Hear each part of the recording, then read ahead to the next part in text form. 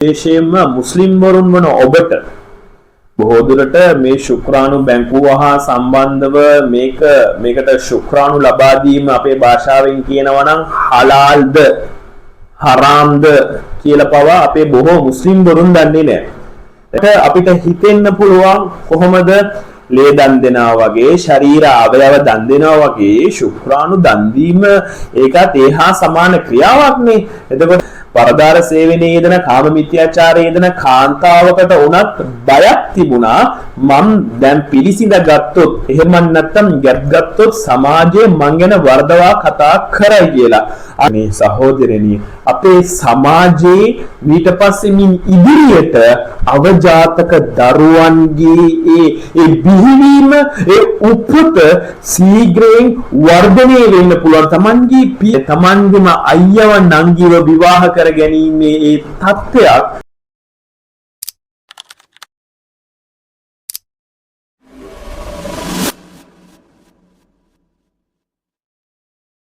अस्सलामु अलैकुम वरहमतुल्लाहि वबरकातुहु. සියලු දෙනාටම අල්ලාහ්ගේ ශාන්තිය හා සමාදානය උදා වේවා. සහෝදරවරුනි සහෝදරියනි, අද අපේ ලංකාවේ වර්තමානයේ සාකච්ඡා කරන මාතෘකාවක් හැටියට අපිට දැනගන්න පුළුවන් මේ ශුක්‍රාණු බැංකුව හා සම්බන්ධව අද වර්තමානයේ කතා කරනවා. මේ බැංකුව සම්බන්ධව අපි උඩින් බලනකොට සාමාන්‍යයෙන් අපිට තේරෙනවා හොඳයි යම් පුද්ගලයෙක් වන්දභාවයට පත්වුණු පුද්ගලයෙකුට ඒ වගේ තත්ත්වයක් උදා වෙලා තියෙනවා නම් එයාට ලොකු පිළිසරණක් පිටිවහලක් මෙම බැංකුව තුලින් සිදු වෙනවා කියන එක අර උඩින් බලනකොට අපිට හොඳට 100%ක්ම ඒක තේරෙනවා. මේ වගේ සමාජයට කරන යහපත් ක්‍රියාවක් හැටියට අපිට තේරෙනවා. නමුත් සහෝදරවරුනි සහෝදරියනි, මේ පිළිබඳ ආගමික මතය හැදෑරීම විශේෂයෙන්ම මුස්ලිම් වරුන් වන ඔබට බොහෝ දුරට මේ ශුක්‍රාණු බැංකුව හා සම්බන්ධව මේකට ශුක්‍රාණු ලබා දීම අපේ භාෂාවෙන් කියනවා නම් හලාල්ද හරාම්ද කියලා පවා අපේ බොහෝ මුස්ලිම් වරුන් දන්නේ නැහැ. ඉස්ලාම් ආගමේ මේක අනුමැතිය ලබා දීලා තියෙනවද මේකට? එහෙම නැත්නම් ඉස්ලාම් ආගමේ මේකට අනුමැතිය ලබා දීලා නැද්ද? එහෙම මේකට අනුමැතිය ලබා දීලා නැත්නම් හේතුව මොකද්ද කියන එක මුස්ලිම් වරුන් වන ඔබත් දැනගත යුතුයි. ඒ වගේම මුස්ලිම් නොවන ඔබත් ඉස්ලාම් ආගමේ මේක හරාම් කරලා තියෙනවා නම් තහනම් කරලා තියෙනවා නම් ඒ හේතුව මොකද්ද කියන එක ඔබ දැනගත්තොත් ඔබට තේරෙයි ඇයි ඉස්ලාම් ආගම මේක තහනම් කරන්න හේතුව මෙවැනි දේවල් මේකේ පිටිපස්සේ තියෙන හින්දා තමයි ඉස්ලාම් ආගම මේක තහනම් කරලා තියෙන්නේ කියන එක ඔබට මනවින් අවබෝධ කරගන්න පුළුවන්. අනේ ඒ නිසා මේ වීඩියෝ පටේ සම්පූර්ණයෙන්ම බලන්න. එතකොට තමයි මේ පිළිබඳව පැහැදිලි අවබෝධය ඔබට ලබා ගන්න පුළුවන්. ආර වේලාවට අපිට හිතෙන්න පුළුවන් කොහොමද ලේ දන් දෙනවා වගේ ශරීර අවයව දන් දෙනවා වගේ ශුක්‍රාණු දන් දීම ඒකත් ඒහා සමාන ක්‍රියාවක් නේ. එතකොට මේකෙන් මට පින ලැබෙනවානේ කියලා බොහෝ දුරට ඒ වගේ නිගමනයකට ඕගොල්ලෝ එළඹෙන්න පුළුවන්. නමුත් ශරියා දෘෂ්ටි කෝණයෙන් විශේෂයෙන්ම ඉස්ලාමීය නීති කලාවෙන් ඉස්ලාමීය නීතියෙන් ශරියා දෘෂ්ටි කෝණයෙන් මේ සම්බන්ධව කියනකොට ඉස්ලාම් ධර්ම 100%ක්ම මේක හරාම් තහනම් ක්‍රියාවක් හැටියට සලකනවා. මොකද්ද? ශුක්‍රාණු බැංකුවට තමන්ගේ ශුක්‍රාණු ඩොනේට් කරන එක. විශේෂයෙන්ම මුස්ලිම් වරුන් හැටියට අපිට තහනම්, ඒ වගේම මුස්ලිම් නොවන අයට ඔබට කැමති නම් ඒක ලබා දෙන්න පුළුවන්. ඒක ඔබේ කැමැත්ත, ඔබේ ආගමික තීන්දුව නීතිය මත අනුව ඒක ඔබට සිද්ධ වෙනවා ඒක කරන්න. එහෙම නැතුව මුස්ලිම් වරුන්ට විශේෂයෙන්ම මේක හරාම් ක්‍රියාවක් කියන එක ඔබ දැනගත යුතුයි. ඇයි මේක හරාම් කරන්න හේතුව ඇයි? පළවෙනි කාරණේ තමයි යම් දරුවෙකුගේ යම් පුද්ගලයෙකුගේ පියා කවුද කියන එක තීරණය කරන්නේ තමන්ගේ මවගේ ගර්භාෂය තුල තැම්පත් කරන ඒ ශුක්‍රාණුව තුලින්. දැන් යම් කාන්තාවකගේ ගර්භාෂය තුල යම් පුද්ගලයෙක් ශුක්‍රාණුවක් තැම්පත් කරනවා නම්, එහෙම නැත්නම් ශුක්‍රාණුව මුදා හරිනවා නම් ඒ දරුවගේ තාත්තා ඒ පුද්ගලයා කියන එක අම්මා දන්නවා. ඒ වගේම ඒ දරුවත් දන්නා මෙයා තමයි මගේ තාත්තා කියලා. මේක තමයි මේ ලෝකයේ පවතින නීතිය. ඒ කියන්නේ ධර්මතාව. නමුත් මේ බැංකු ක්‍රමයේ මගින් ශුක්‍රාණු දන් දීමේ මේ බැංකු ක්‍රමයේ මගින් මේ කාන්තාවකගේ ගර්භාෂය තුල තැන්පත් කරන මේ ශුක්‍රාණුවේ අයිතිකාරයා කවුද කියන එක ඒ කාන්තාව දන්නෙත් නෑ. ඒ වගේම ඒ දරුවා දන්නෙත් නෑ Tamanගේ තාත්තා කවුද කියන එක. අන්න ඒ විදිහට ඒ ශුක්‍රාණුව දන් දෙන ඒ පුද්ගලයාගේ ඒ පෞද්ගලිකත්වය ආරක්ෂා වෙන විදිහට තමයි මේ බැංකුව නිර්මාණය කරලා තියෙන්නේ. ඊට අදාළ විධිවිධාන සකස් කරලා තියෙන්නේ. 100ක්ම පෞද්ගලිකත්වය රැකෙන විදිහට තමයි ශ්‍රී ලංකාව තුළ මේ බැංකුව නිර්මාණය වෙලා තියෙන්නේ. මෙහෙම බලනකොට ඒ ශුක්‍රාණුව තුලින් පිළිසඳ ගන්නා ඒ දරුවාගේ තාත්තා පියා කවුද කියන ඒ අයිතිය දරුවාගේ පරම අයිතිවාසිකම අපි ළමා අයිතිවාසිකම් ගැන සෑහෙන්න කතා කරනවා. නමුත් මෙන්න මේ විදිහට කිරීම තුලින් මේ දරුවට Tamanගේ පියා කවුද කියන ඒ අයිතිය දැනගැනීමේ අයිතිය සම්පූර්ණයෙන්ම උල්ලංඝනය වෙනවා. මේක ළමා අයිතිවාසිකම් උල්ලංඝනය කිරීමක්. ඒ වගේම Tamanගේ පියාගේ බාරකාරත්වය Tamanගේ නියම පියාගේ Tamanට උරුම පියාගේ රැකවරණය මේ දරුවට නැති වෙලා යනවා. එහෙන් බලනකොට යම් දරුවෙක් Tamanගේ පියාගේ රැකවරණය බාරකාරත්වය ඒ වගේම Tamanගේ කවුද කියලා Tamanගේ පියා කවුද කියලා දැනගැනීමේ හැකියාව උල්ලංඝනය වෙනවා නම් නැති වෙනවා නම් මේක 100%ක්ම ළමා අයිතිවාසිකමක් උල්ලංඝනය වීමක් කියන එක ඔබට අවබෝධ කරගන්න පුළුවන්. ඊළඟ දෙවෙනි කාරණේ තමයි දැන් අද ලංකාවේ ලෝකයේ පවතින හැම ආගමක්ම බුදුදහම වේවා හින්දු ආගම වේවා ඉස්ලාම් ආගම වේවා ක්‍රිස්තියානි ආගම වේවා ඕනෑම ආගමක් වේවා මේ හැම ආගමකම ප්‍රධානතම ඉගැන්වීම තමයි ඒ සමාජයේ ඒ ආගම අනුගමනය කරන ඒ පුද්ගලයන්ගේ විනය ආරක්ෂා කිරීම විනය පිළිබඳව ප්‍රධානතම ඉගැන්වීමක් මෙන්න හැම ආගමකම තියෙනවා. මෙහෙම බලනකොට මේ කිසිම ආගමක් විවාහයට පෙර කාන්තාවක් හෝ පිරිමියෙක් විවාහයට පෙර කාන්තාවක් හෝ පිරිමියෙක් ලිංගික සම්බන්ධතාවයක් පවත්වා ගැනීම හැම ආගමකට අනුකූලව තහනම් ක්‍රියාවක්. ඒ කියන්නේ පරදාර සේවනයේ නියැලීම එහෙම නැත්නම් කාම මිත්‍යාචාරයේ යම් පුද්ගලයෙකු නියැලෙනවා නම් විනයගරුක සමාජයක් බලාපොරොත්තු වන විනය උගන්වන විනය Tamanගේ ආගමේ එක්තරා කොටසක් ඉගෙනවීමක් හැටියට සැලකන හැම ආගමකම ඉගෙනවීම පළදුවන අවස්ථාවක්. අන්න එතකොට හැම ආගමක උගන්වන ප්‍රධානතම ඉගෙනවීමක් තමයි විනය කියලා කියන්නේ. මෙන්න මේ විවාහයට කලින් යම් පුද්ගලයෙක් පරදාර සේවනයේ නියැලෙනවා නම් එහෙමත් නැත්නම් කාමීත්‍යාචාරයේ නියැලෙනවා නම් ඒක කිසිම ආගමක් අනුමත කරන්නේ නැහැ. ඒක අපි දන්නවා. මේ බැංකු ක්‍රමේ නිසා පරදාර සේවනයේ යෙදෙන කාන්තාවක් එහෙමත් නැත්නම් කාම මිත්‍යාචාරයේ යෙදෙන කාන්තාවක් යම් අවස්ථාවක ගැබ් ගත්තා නම් දැන් මේ ක්‍රමය ඇතිවීමට කලින් පරදාර සේවනයේ යෙදෙන කාම මිත්‍යාචාරයේ යෙදෙන කාන්තාවකට උනත් බයක් තිබුණා. මම දැන් පිළිසිඳ ගත්තොත් එහෙම නැත්නම් ගැබ් ගත්තොත් සමාජයේ මං ගැන වර්ධවා කතා කරයි කියලා.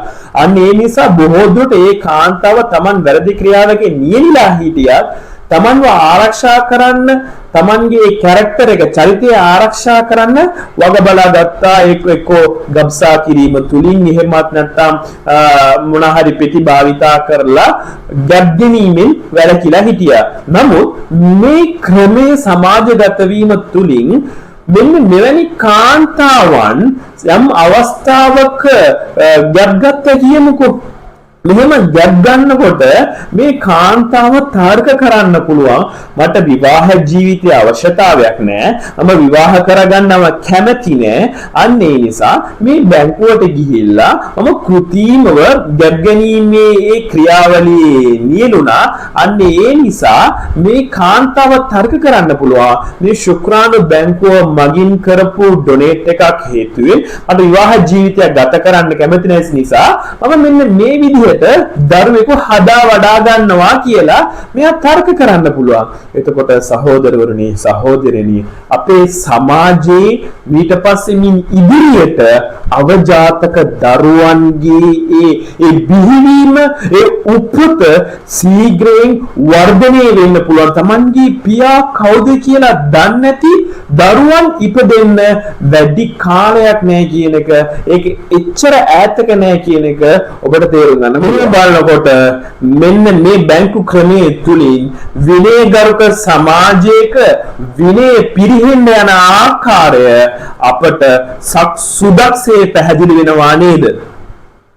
ඒ වගේම සෑම ආගමකම විශේෂයෙන්ම ඉස්ලාම් ආගමේ තමන්ගේ ලේ ඥාතීන් සමග කටයුතු කිරීම ඒගොල්ලොත් එක්ක සමීපව ආශ්‍රය කිරීම ලේ ඥාතිත්වයේ කඩා බිඳ දමා ජීවත් වීම හා සම්බන්ධ විශාල ලෙස ඉස්ලාම් අවධානය යොමු කරනවා. කොයිතරම් දුරටද කියලා කිව්වොත් තමන් තව කෙනෙකුට උදව් කරනවා නම් තමන්ගේ ලේ ඥාතීන්ගෙන් පටන් ගන්න කියලා තමයි ඉස්ලාම් ආගම උගන්වන්නේ.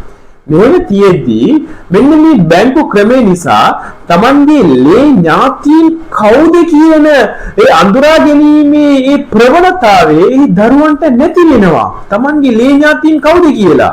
තාත්තා කවුද? තාත්තගේ සහෝදරිය කවුද? තමන්ගේ ආච්චි අම්මා එයා කවුද? තමන්ගේ තාත්තගේ සහෝදරවරු සහෝදරිය නැන්දම්මලා මෙන්න මේ විදිහට තමන්ගේ තාත්තගේ පෙළපත පරම්පරාව තමන්ගේ ලේ ඥාතීන් කවුද කියන එක සම්බන්ධව දැනුමක් නැති සමාජයක් මින් ඉදිරියට බිහි වෙන්න යනවා. ඥාතිත්වයේ එහෙම්ම මේ රටෙන් අතු ගෑවිලා යන්න යනවා, සුන්නත් දූලි වෙන්න යනවා. මිනිස්යාගේ ජීවිතයේ ප්‍රධානතම බැඳීමක් තමයි මිනිස් ජීවිතයේ තියෙන ප්‍රධානතම බැඳීමක් තමයි මේ ලේ ඥාතීන් කියලා කියන්නේ. අන්න ඒ ලේ ඥාතීන් කවුද කියලා නොදන්නා පරපුරක් අනාගතේ බිහි වෙන්න යනවා. මෙහෙම බලනකොට මේ බැංකු ක්‍රමයේ තුලින් බිහි කරන්න යන්නේ මේහා සමාන සමාජ ස්ථාවරයක්. ඊළඟ කාරණේ තමයි ලේ ඥාතිත්වය.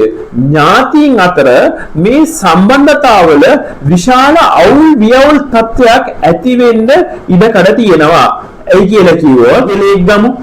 දැන් උදාහරණයක් හැටියට අබ්දුල්ලා කියලා ගමුකෝ.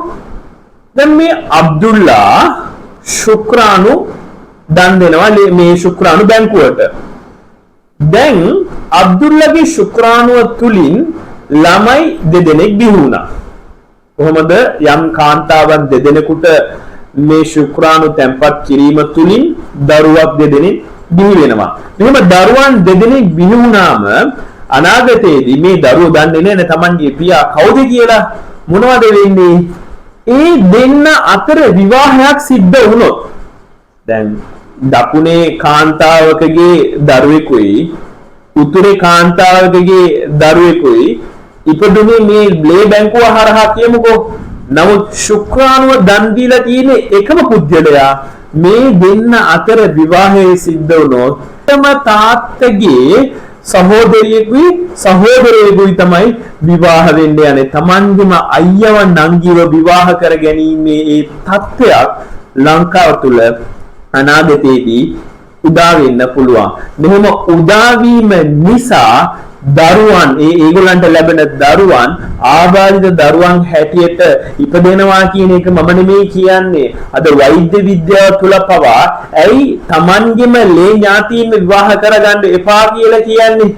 එහෙම කියන්න ප්‍රධානම හේතුව ඉපදෙන දරුවන් ආබාධිතයින් තත්ත්වයට පත් වෙන්න පුළුවන් කියලා. මෙන්න මේ ක්‍රමයෙන් මෙහෙම බලනකොට එකම දරුවන් එකම පියෙකුගේ දරුවන් දෙදෙනෙක් විවාහ වීමේ ප්‍රවණතාවය 100%ක්ම වැඩි. ආගමකම තියෙන්නේ මොකද්ද? එක්කුස උපන් සහෝදර සහෝදරියන් විවාහ කරගන්න බෑ කියන එක. එහෙම තියෙද්දී මේ කරන වැඩේ හරිද කියලා ඔද්ද මනසට බුද්ධියට තට්ටු කරලා බලන්න ඔබ. ඊළඟ කාරණේ තමයි මේ ශුක්‍රාණුව තැන්පත් කරපු පුද්ගලයාට තමන්ගේම දියණිය විවාහ කර ගැනීමේ ප්‍රවණතාවයක් තියෙනවා. ඇයි කියලා කිව්වොත් දැන් එයා ඩොනේට් කරලා තියෙනවා. ඒකෙන් මොනවද වෙන්නේ? ගැහණු දරුවෙක් අනිවාර්යෙන් බිහි වෙයිනේ. දැන් තමන් මොන කාන්තාවටද ශුක්‍රාණු දන් දුන්නේ කියලා දන්නෙත් නෑ. ඒ කාන්තාව දන්නෙත් නෑ අඩුමතරමේ කාගෙන්ද ඔය ශුක්‍රාණු ගත්තේ කියලා. ඒක පෞද්ගලිකව ආරක්ෂා කරලා තියෙන්නේ. දැන් අවුරුදු 40ක මිනිස්සෙක් අවුරුදු 20ක කාන්තාව විවාහ කරගන්නේ නැද්ද? අර වර්තමානයේ සාමාන්‍ය දෙයක් වෙලා තියෙනවා. මෙන්න මෙහෙම තියෙද්දී යම් අවස්ථාවක තාත්තා කෙනෙක් අනාගතයේදී නොදැනුවත් භාවයේ නිසා තමන්ව විවාහ කරගැනීමේ ප්‍රවණතාවය වැඩි නේද? එතකොට මෙන්න මේ බැංකු ක්‍රමේ නිසා තමන්ගේ එක්කුස උපන් සහෝදර සහෝදරියන් විවාහ වීමේ ප්‍රවණතාවයත් තාත්තා කෙනෙක් තමන්ගේ දුව විවාහ කරගැනීමේ ප්‍රවණතාවයත් තියෙනවා කියන එක ඔබ අවබෝධ කරගන්න ඕනේ. නෙමෙයි තමන්ගේ සහෝදරයා විවාහ කරගැනීමේ ප්‍රවණතාවයක් ඇති වෙන්න පුළුවන්. තමන්ගේ සහෝදරයාගේ දුව විවාහ කරගැනීමේ ප්‍රවණතාවයක් ඇති වෙන්න පුළුවන්. කාන්තාවකට සිද්ධ වෙන්න පුළුවන් තමන්ගේ සහෝදරයාගේ පුතා විවාහ කරගැනීමේ ප්‍රවණතාවය. මෙන්න මේ විදිහට එකක් දෙකක් නෙමෙයි ඔබතෝ කෝටික ප්‍රශ්නයකට මුහුණ දෙන්න සිද්ධ වෙනවා මෙන්න මේ බැංකු ක්‍රමේ නිසා. මේ ක්‍රමේ නිසා තමන්ගේ නියම සහෝදරිය කවුද? සහෝදරයා කවුද? තමන්ගේ නියම පියා කවුද? පියාගේ පරම්පරාව කවුද? මෙන්න මේ විදිහට නොයෙකුත් ප්‍රශ්න ගැටලු මතුවෙන්න පුළුවන්. ඒ කියන්නේ එකම පුද්ගලයෙක්ගේ ශුක්‍රාණුව තුලින් බිහිවුණු සහෝදරයෙක් සහ සහෝදරියක් විවාහ වීමේ ප්‍රවණතාවය අනාගතයේ වැඩි වෙන්න පුළුවන්. තරක්ම නෙමෙයි මිනිසුන් තිරිසන් දිවියකට යන්න ඉඩ තියෙනවා.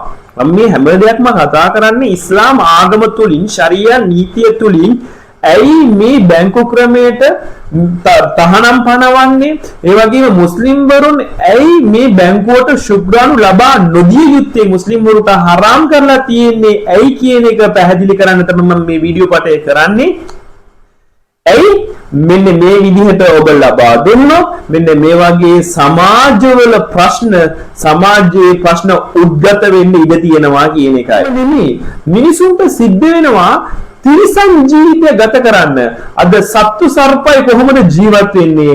ඒ වගේම එළුව බැටළුව හරක් බූරුව කොහොමද ජීවත් වෙන්නේ? අන්නේ ඒ විදිහට මිනිසුන්ට සිද්ධ වෙනවා ජීවත් වෙන්න. මිනිසුන් කියන්නේ ආචාරශීලී ධර්මයන්ගෙන් හෙළි පුද්ගලෙක්. අද බලන්න බල්ලෙක් පැටව ගහපුවාම ඒ Tamanගේ පැටවට කිරි දෙනකම් විතරයි ඌ පැටව බලාගන්නේ. එතකොට මව් සෙනහස දරු සෙනහස ඒ සත්තු දෙදෙනා අතර තියෙන්නේ අම්මා කිරි දෙනකම් ඒ වගේම පුතා කිරි බොනකම් සත්තු අතර බල්ලෝ.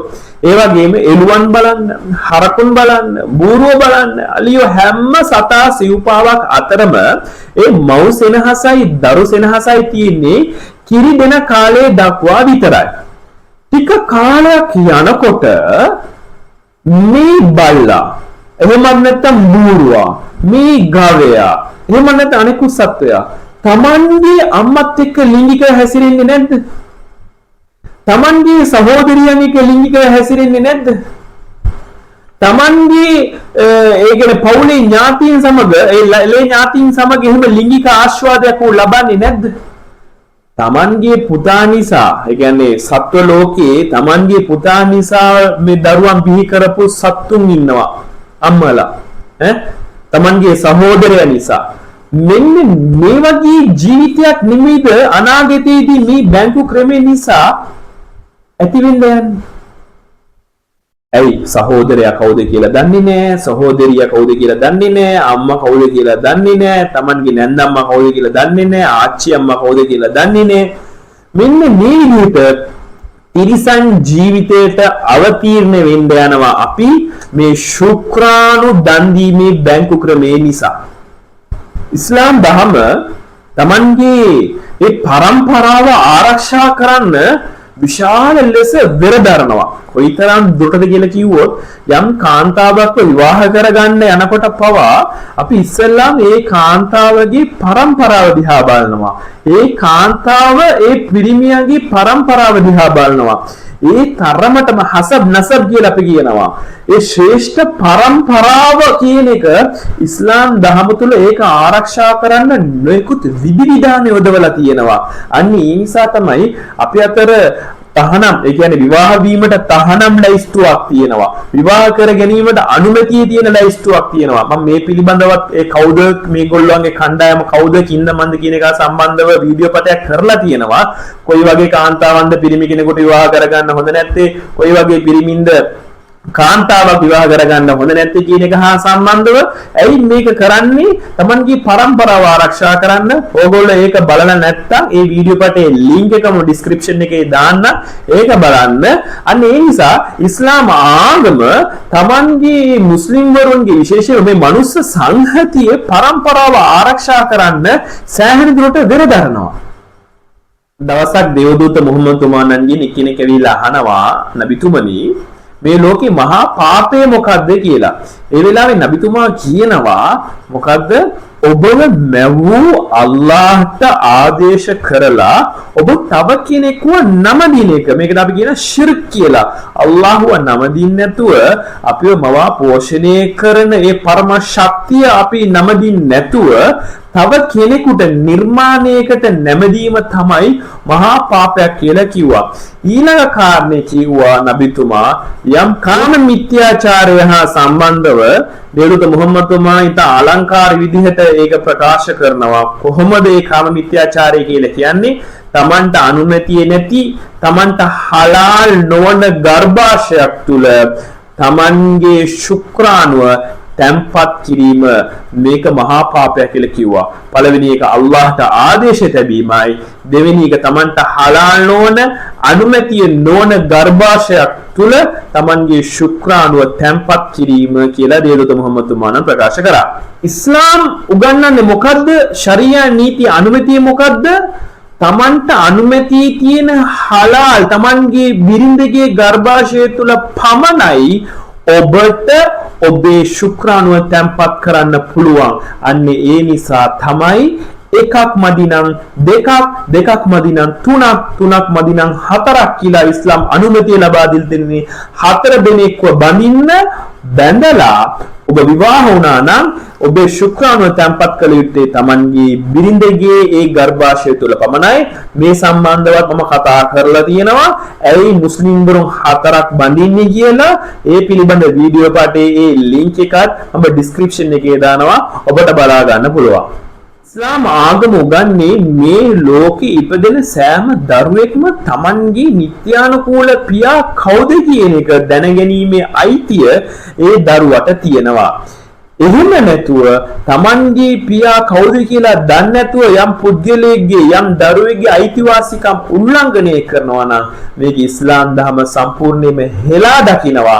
ඒ කියන්නේ Tamanගේ නියම තාත්තා වෙන කෙනෙක් ඉන්නදී වෙන පුද්ගලයෙක්ව මේ ඔයාගේ තාත්තා කියලා යම් කාන්තාවක් කියනවා නම් ඉස්ලාම් ධර්ම මේක කාම මිත්‍යාචාරයක් කියලා සලකනවා. දැන් උදාහරණයක් ඔබට හිතෙන්න පුළුවන්. ඒකට මොකටද දුක් වෙන්නේ ඕගොල්ලෝ? මේ කියන්නේ මේ කාන්තාවට පුළුවන් මේ Tamanගේ මේ දරුවගේ පියා මෙයා තමයි කියලා පෙන්වන්න නෑ සහෝදරනි. ඉස්ලාම් ආගම කියන්නේ ඒ කාන්තාව Tamanගේ නියම ස්වාමී Tamanගේ ගර්භාෂයේ උසුලාගෙන හිටපු ඒ කලලේ ඒ දරුවාගේ නියම පියා කවුද කියන එක දැනගැනීමේ ඒ අයිතිවාසිකම ඒ දරුවට තියෙනවා කියලා ඉස්ලාම් දහම උගන්වනවා. මෙහෙම යම් පුද්ගලයෙක් පිළිසිඳ ගත්තොත් මෙවැනි ක්‍රියාවක නියැලුනොත් ඉස්ලාම් ආගම මේක zina කාම මිත්‍යාචාරයක් හැටියට සලකනවා.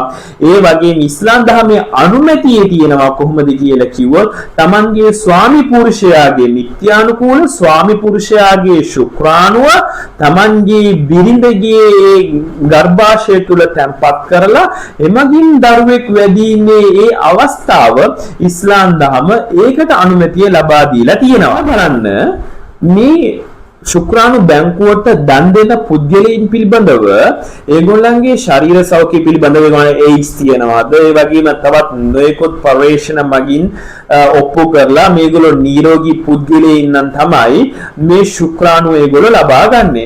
කල්පනා කරලා බලන්න යම් ත්‍රස්තවාදීගේ ශුක්‍රාණුවක් මෙහිදී ගබඩා වුණොත් ඒ වගේම මේ ලෝකයේ නොසුදුසු පුද්ගලයින්ගේ අයහපත් පුද්ගලයින්ගේ ශුක්‍රාණු මේ බැංකුව තුල තැන්පත් වුණොත් එමගින් බිහිවන දරුවන් ගැන පොඩ්ඩක් කල්පනා කරලා බලන්න. ඒ වගේම අද යම් පුද්ගලෙ ශුක්‍රාණුව දන් දෙනවා කියලා කියමුකෝ. හෙට ඇක්සිඩන්ට් එකක් මාර්ගයෙන් හරි එහෙම නැත්නම් යම් ස්වභාවික විපතක් මාර්ගයෙන් හරි එහෙම නැත්නම් එයාගේ නියමයට අනුව ඒ පුද්ගලයා මරණයටපත් වුණා නම් සාමාන්‍ය මාස 3-4කට පස්සේ හරි අවුරුද්දකට පස්සේ හරි මේ මරණු මිනිසයාගේ ශුක්‍රාණුව තව කාන්තාවකගේ ගර්භාෂය තුල තැම්පත් කරන්න පුළුවන්. එතකොට ඒ මිනිසයා මේ ශුක්‍රාණුවට අයිති පුද්ගලයා මරණයටපත් වෙලා ඉවරයි. මෙහෙම තියෙද්දි එහෙම මරණු මිනිසෙගේ ශුක්‍රාණුව තවත් කාන්තාවකගේ ගර්භාෂය තුල තැම්පත් කිරීම කොච්චර දුරට සාධාරණයිද කියලා ඒ වගේම මේක නිත්‍යානුකූලද කියලා ඔබ කල්පනා කරලා බලන්න හොඳ නැද්ද? ඉස්ලාම ආගම අපිට උගන්වන්නේ කොහොමද කියලා කිව්වොත් අල්ලාහ් සුබ්හානහු වතාලා යම් පුද්ගලයින්ට යහබුලි මෙ යෂාඋ ඉනාසා යම් කාන්තාවකට හෝ පිරිමියෙකුට ඒගොල්ලෝ දෙමව්පියන් වෙන්න නම් දරු සම්පත දරුපල ලබා දෙන්නේ කොහොමද? ගැහැණු දරුවන්ව ලබා දෙනවා. ඒ වගේම වයහබුලිමෙන් යෂාල්ලුකු තවත් කණ්ඩායමකට පිරිමි ළමයින් විතරක් ලබා දෙනවා. ඒ වගේම යුසවිජුම් ලුක්රානෝ ව ඉනාසා සමහර කාන්තාවන්ට සහ පිරිමින්ට පිරිමි සහ ගැහැණු කියන ඒ පාර්ශවයන් දෙකම ලබා දෙනවා. වයජඅලු මන් යෂාව අකීමා වගේම තවත් සමහරුන්ව වඳ පුද්ගලයන් හැටියට පත් කරනවා ඒගොල්ලන්ගේ ඉවසීම පරීක්ෂා කරන්න. සහෝදරවරුනි සහෝදරිනි මෙන්න මේ ස්වභාවික ක්‍රම ඔස්සේ ඔබට පුළුවන් නම් මේ ක්‍රම නොමැතිව ස්වභාවික ක්‍රම ඔස්සේ පිළිස් ගැනීම තමන්ගේ ස්වාමියාගේ ශුක්‍රාණුව ශක්තිමත් කිරීම තුලින් බෙහෙත් කරලා එමගින් යම් පිළිසින ගැනීමක් කරගන්න ඔබට පුළුවන් නම් ඉස්ලාම් ධර්ම සම්පූර්ණයෙන්ම අනුමැතිය ලබා දෙනවා. නමුත් ඔබට අනුමැතිය නැති තවත් පිරිමි කෙනෙකුගේ ශුක්‍රාණුවක් ඔබගේ ගර්භාෂය තුල තැම්පත් කිරීම ඉස්ලාම් ධර්ම හෙලා දකිනවා. මේක හරාම් කියලා කියනවා. හේතුව මෙතුලින් සමාජයේ මෙන්න මේ වගේ ප්‍රශ්න වලට ගැටලු වලට අර්බුදකාරී තත්ත්වයන් වලට මුහුණ දීමට පුළුවන් කියන එක දැන් ඔබට තේරිලා ඇති. තවත් මේ වගේම වීඩියෝ පටයකින් හමුවෙමු. එතෙක් සමුගන්නවා. අස්සලාමු අලයිකුම් වරහ්මතුල්ලාහි වබරකාතුහු.